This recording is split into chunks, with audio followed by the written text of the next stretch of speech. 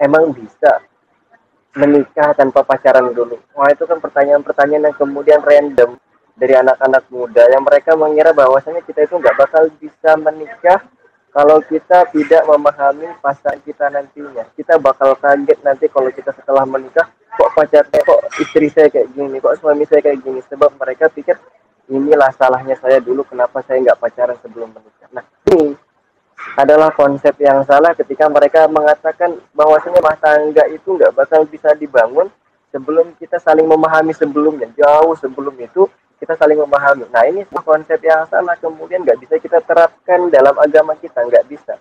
Al-yauma akmaltu lakum dinakum wa atmamtu alaikum ni'mati wa raditu lakumul Islam madinah. Itu kan Allah Subhanahu wa taala telah mengatakan Islam itu udah agama yang sempurna. Rasulullah itu sudah menjadi suripan yang luar biasa juga. Dan Rasulullah dalam Al-Quran itu tidak pernah mengajarkan kepada kita pacaran dulu tujuan, meskipun tujuannya menjajaki, memahami, kemudian apa lagi? Untuk memperkenalkan kita, untuk biar nantinya kita nggak kaget, itu nggak ada. Itu adalah sebuah konsep yang salah yang kemudian direferensikan kepada anak-anak muda bahwasanya rumah tangga itu nggak bakal bisa dibangun kalau nggak didahului tanpa adanya pacaran. Pacaran tanda kutip kata mereka dengan tujuan untuk memahami. Pacaran tanda kutip kalau kata mereka dengan tujuan untuk menjajaki pasangan. Salah. Sebenarnya dalam Islam nggak ada teori seperti itu, nggak ada. Rasulullah, teman-teman ya, saya senggol kembali. Rasulullah itu sampai diberikan khususia. Khususia itu adalah kekhususan buat Rasulullah menikah setidaknya dengan 12 istri. Ada yang mengatakan 13, ada yang mengatakan 12, ada yang mengatakan 11. Tujuannya untuk apa? Bukan karena hawa nafsu, bukan karena Rasulullah itu nafsu, bukan karena memang keinginan Rasulullah semata, bukan. Tetapi memang ini adalah tuntutan dari Allah Subhanahu wa taala, tuntutan dari sang pemberi wahyu, kemudian dikawal juga oleh yang memberikan wahyu, malaikat Jibril. Tujuannya untuk apa? Ya, Rasulullah itu sebagai suri toladan terhadap semua segala hal.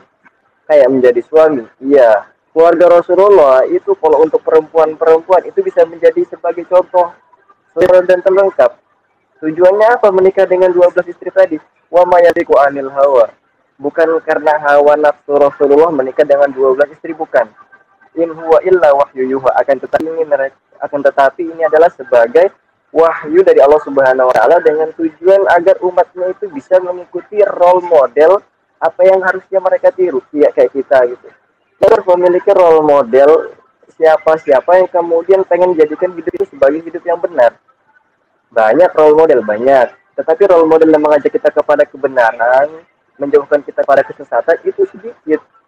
Bahkan Rasulullah itu adalah satu-satunya role model terlengkap yang kemudian nggak ada duanya, itu nggak ada, cuma ada pada Rasulullah sendiri. Jadi kalau perempuan nih ya, misalkan, saya pengen punya suami itu kayak punya suami yang pengen baik, pengen punya suami itu yang soleh, pengen punya suami itu yang bisa membangun rumah tangga dengan wibawa. Lihatlah bagaimana laki-laki tersebut menjadikan Rasulullah itu sebagai suri teladan. Bisa kita lihat. Kemudian nih laki-laki misalnya kalau misalkan pengen mencari wanita itu, maka lihatlah wanita-wanita yang mereka itu mencontohkan kehidupan keluarga Rasulullah, rumah tangga Rasulullah. Kadang-kadang ada perempuan-perempuan yang mengikuti role modelnya Aisyah. Aisyah kan udah mah manja, udah mah anak rumahan, udah mah nggak mau dicemburuin, itu Aisyah banget. Anak rumahan banget itu Aisyah. Kadang-kadang ada wanita menjadikan role model menjadi Aisyah, ikuti. Itu lengkap. Anuan ada yang sukses karena karir, ada ikuti jejak langkah Siti Khadijah, sukses gara-gara karir, ada yang memiliki sifat keibuan yang luar biasa, ada. Maka dengan cara ilmu apa kita mengatakan bahwasanya pacaran itu tujuannya untuk memahami pasangan kita? Ini adalah sebuah konsep yang salah yang kemudian menjadi guidance anak-anak muda sekarang. Nah, ini menjadi satu problem yang salah banget. Karena memang itu yang didapati oleh anak-anak muda. Makanan manusia ya teman-teman. Makanan kita manusia. Nah, ini sebuah konsep yang salah kemudian menjadi referensi anak-anak muda. Sebab makanan kita itu ada dua. Yang pertama, makanan kita itu adalah makanan-makanan jasmani.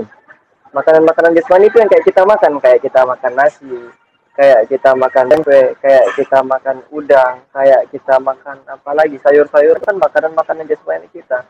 Tapi ada satu yang kemudian bahaya, itu adalah makanan rohani kita.